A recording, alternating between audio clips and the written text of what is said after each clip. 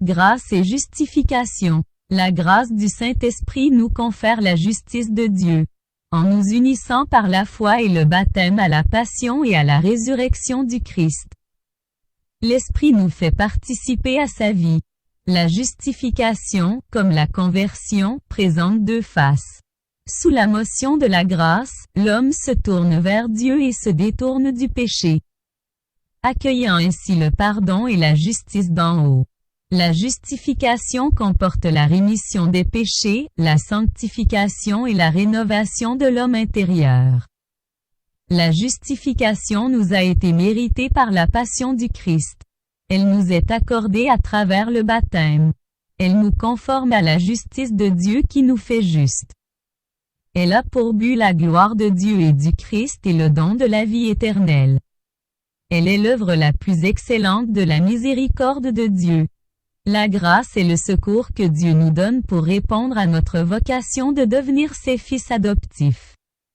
Elle nous introduit dans l'intimité de la vie trinitaire. L'initiative divine dans l'œuvre de la grâce prévient, prépare et suscite la libre réponse de l'homme. La grâce répond aux aspirations profondes de la liberté humaine. Elle l'appelle à coopérer avec elle et la perfectionne. La grâce sanctifiante est le don gratuit que Dieu nous fait de sa vie. Infusée par l'Esprit Saint dans notre âme pour la guérir du péché et la sanctifier. La grâce sanctifiante nous rend agréable à Dieu, les charismes, grâce spéciale du Saint-Esprit, sont ordonnés à la grâce sanctifiante et ont pour but le bien commun de l'Église. Dieu agit aussi par des grâces actuelles multiples qu'on distingue de la grâce habituelle, permanente en nous. Il n'y a pour nous de mérite devant Dieu que suite au libre dessein de Dieu d'associer l'homme à l'œuvre de sa grâce.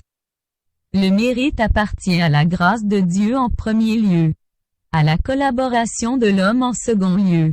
Le mérite de l'homme revient à Dieu.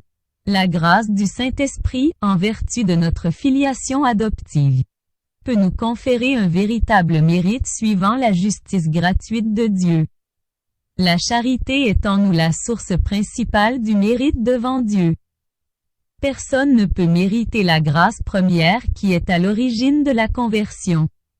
Sous la motion du Saint-Esprit, nous pouvons mériter pour nous-mêmes et pour autrui toutes les grâces utiles pour parvenir à la vie éternelle.